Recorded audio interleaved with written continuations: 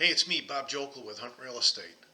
Well, what's it going to cost to buy a home in the Baldwinsville Central School District this year? We're going to take a look at that because real estate is local. And what's going on in Baldwinsville isn't necessarily what's going on in Manlius or Skaneateles or Camillus or Liverpool or North Syracuse. And normally when I do a report, and I do a report every month, I do it for Onondaga County as a whole. I'm going to drill it down by school district for a few of the major school districts this month.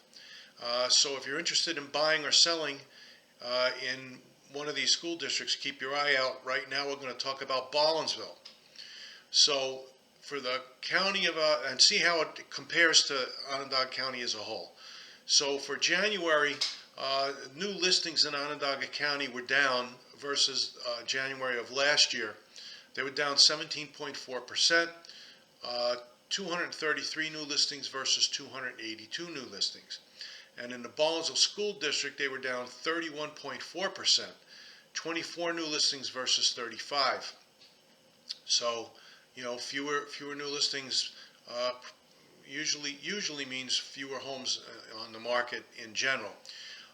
Pending sales, which are homes that went under contract in the last 30 to 90 days and are waiting to close, for Onondaga County as a whole, they were down 35.6%, 154 versus 239. And in Baldwinsville, they were down 60.7%, 11 pending sales versus 28. So fewer sales this year versus last year. Usually it's a product of the fact that there's fewer homes on the market, at least fewer homes in the neighborhoods where people really want to buy.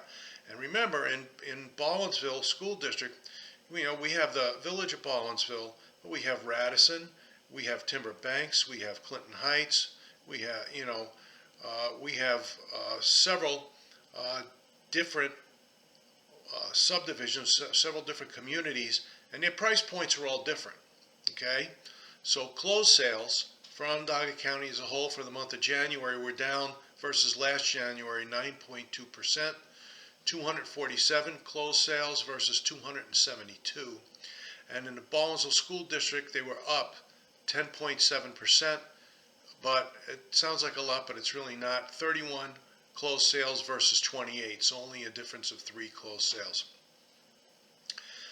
Days on the market until sale for Onondaga County, it was down 4.2%, 23 days versus 24 days, so only 1 day, really kind of insignificant.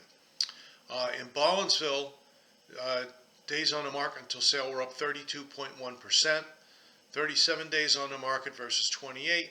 Why is that? Well, there's some new construction going on in Baldwinsville School District, and those homes are going to take longer to sell because they have to get completed. And at the same time, there's some higher priced homes in the Baldwinsville School District, and homes, if you watched my county-wide video, homes 400,000 and above took longer to sell than homes between 150,000 and 300,000. Now, median price, this is where the rubber meets the road, right? Everybody wants to know, okay, Bob, tell me what the prices are. So median price, sales price for Onondaga County as a whole for the month was up 8%, $270,000 versus $250,000, which is a significant increase, $20,000. In Baldwinsville School District, the median sale price was down 7.5%, $310,000 versus $335,000. Now, a lot of that has to do with the number of homes that closed and where they were located within the school district. Okay, if they were higher priced homes last January than this January, that's going to make a difference. But the median sale price is the one we really focus on. Now, average sale price is going to really show a difference. The average sale price in Onondaga County for the month of January was up 7.5% versus last January. $323,246 versus $300,734. but in Baldwinsville, it was only up 0.9%, $374,415 versus $372,239. But look at the difference in the average sale price and also in the median sale price between the Baldwinsville Central School District and Onondaga County as a whole. Those numbers are huge. Okay, you're looking at $50,000 this year. Last year it was $70,000 difference between the Baldwinsville School District and the county as a whole. So, we keep saying real estate is local. It depends on where you want to live. And these numbers are just a illustration of the difference. Now, the percent of list price received, which is the ratio between the asking price and what the house actually sold for. In Onondaga County, it was down 0.3%, 100.7% versus 101%. In Baldwinsville, it was down 1.9%, 100.8% versus 102.8%. Now, a lot of this is a product of the fact that a lot of homes now are listed at a much higher price than they were listed last year. So therefore, you may not be getting as many multiple offers, and so the multiple offers that you may be getting are just slightly more than full asking price because the full asking price is already pretty high. So that could be the reason for that. The inventory of homes for sale, that's the number of homes that are out there available for sale right now in Onondaga County for this January versus last January was up 1.8%, but raw numbers not a lot, 391 versus 384. In Baldwinsville, the inventory of homes for sale was down 20.3%, 47 versus 59. So again, fewer homes for sale in the Baldwinsville School District, less to choose from.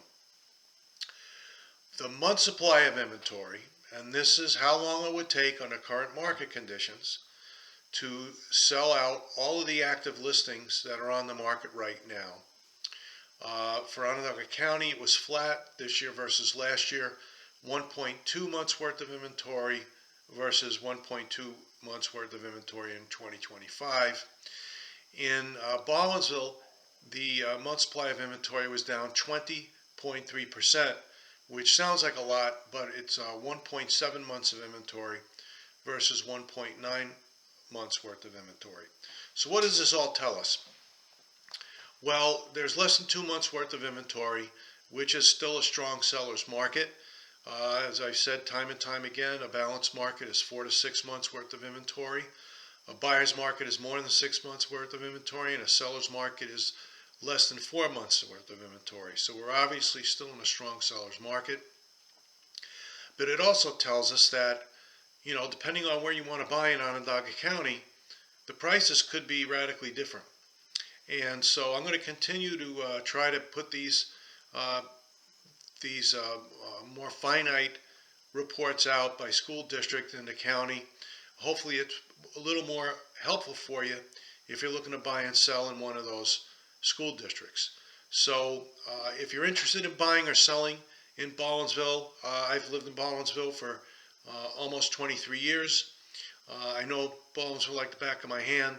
If you're interested in buying or selling in Baldwinsville, please reach out to me. Let's talk. Let's sit down and see what we can do to achieve your goals. I'd love to hear from you. So other than that, I hope you're all having a great day, and I do hope to hear from you.